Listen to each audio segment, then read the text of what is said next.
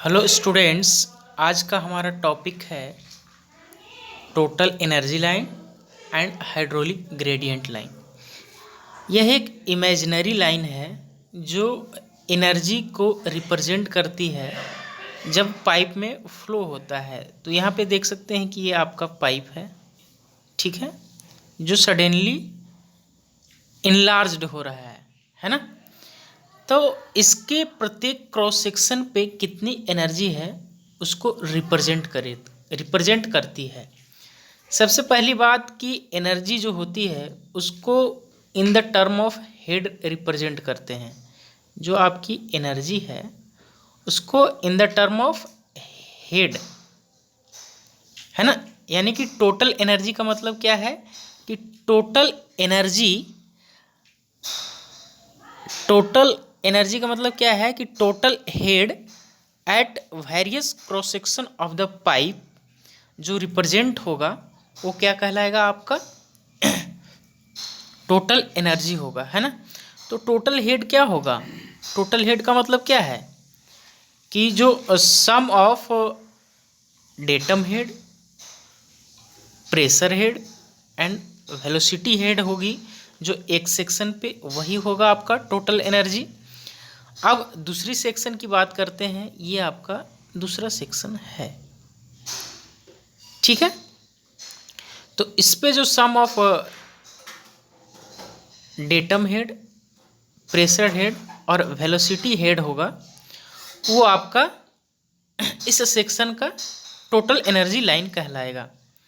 लेकिन यहाँ पे हम लोग सबसे पहले देखते हैं कि जो टोटल एनर्जी लाइन रिप्रेजेंट कर रही है, जो ब्लैक कलर में आपको दिख रहा है वो ये है। ये आपकी टोटल एनर्जी लाइन है।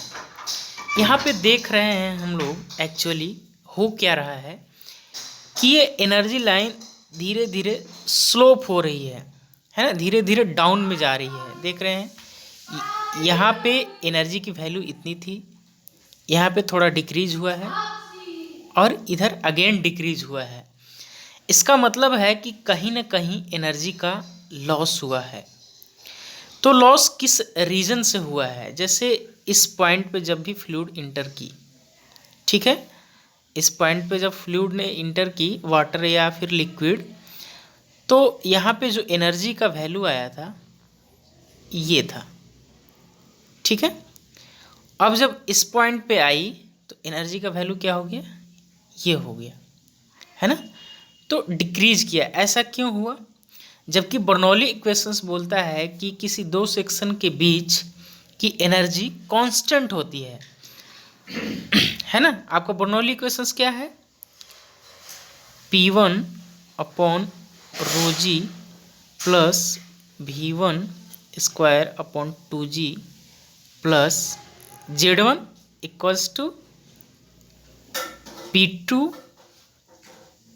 Upon rho g plus V2 square upon 2G plus Z2।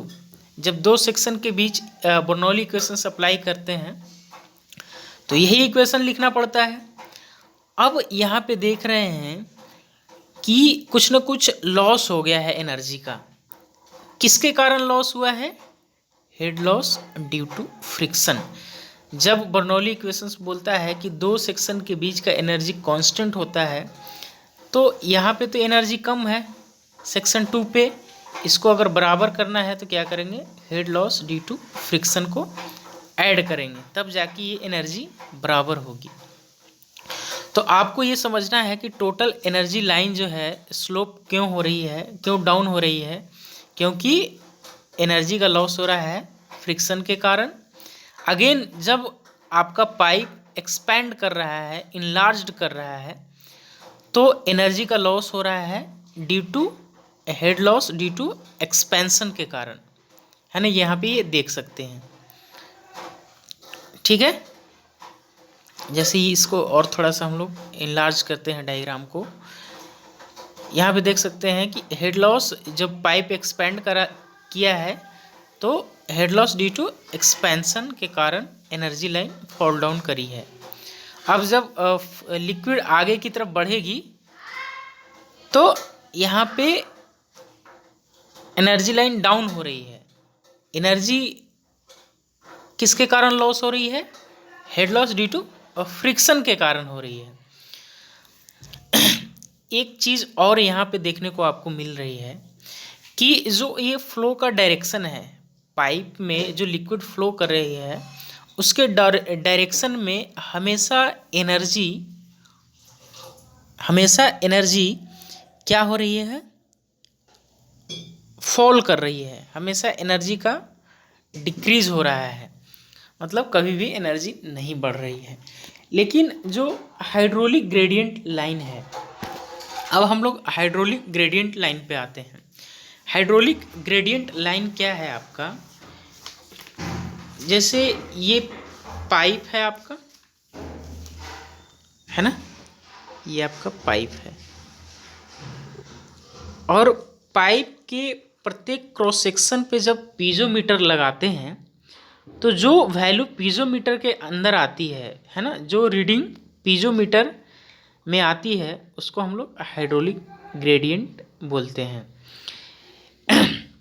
जैसे पीजोमीटर आपको पता है, पीजोमीटर क्या है कि यहाँ पे एक पाइप होती है ओपन ट्यूब, उसको हम लोग लगाते हैं तो जो वाटर का राइज होता है पाइप के अंदर उसको हम लोग बोलते हैं हाइड्रोलिक ग्रेडियंट। तो जब यहाँ पे पीजोमीटर अटैच किया जाएगा तो उसका हाइड्रोलिक ग्रेडियंट का वैल्यू क्या आएगा? ये आएगा P/ρg। फिर दूसरे सेक्शन पे लगाते हैं तो यहाँ पे वैल्यू ये है। बट दूसरे सेक्शन पे हम लोग देख रहे हैं कि अचानक हाइड्रोलिक ग्रेडियंट का वैल्यू बढ़ गया है ना। बढ़ा क्यों है? इसका रीज़न क्या है? जब यहाँ पे क्रॉस सेक्शन सडनली इनलार्ज कर रहा है तो एक्चुअली होता क्या है, यहाँ पे प्रेशर का वैल्यू बढ़ जाता है। बढ़ने का रीज़न क्या है? यहाँ पे जो प्रेशर का वैल्यू है वो बढ़ जाता है। रीज़न क्या है कि यहाँ पे फ्लो का सेपरेशन होता है। जैसे ही आपका पाइप इनलार्ज्ड होता है तो फ्लो का सेपरेशन होता है, जिसके कारण एनर्जी रिड्यूस होती है तो प्रेशर का वैल्यू इंक्रीज कर जाता है। स्वाभाविक सी बात है कि अगर लिक्विड की एनर्जी रिड्यूस करेगी तो प्रेशर इंक्रीज कर जाएगा, है ना। तो इसलिए यहाँ पे हमको प्रेशर इंक्रीज होता, ये पीजोमेट्रिक लाइन जो है वो सडनली राइज करती हुई दिख रही है। इसके बाद हाइड्रोलिक ग्रेडियंट लाइन है वो फॉल कर रही है ना। तो एक चीज़ आप लोग नोटिस कर सकते हैं कि हाइड्रोलिक ग्रेडियंट लाइन है जो क्या राइज भी कर सकती है और फॉल भी कर सकती है in the flow of direction, है ना।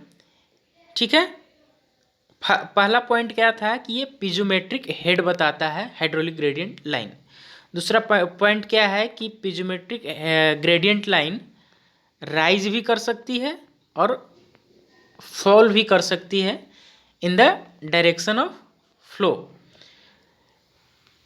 थर्ड पॉइंट क्या है कि जो हाइड्रोलिक ग्रेडियंट लाइन है वो हमेशा टोटल एनर्जी लाइन के नीचे होगी, है ना।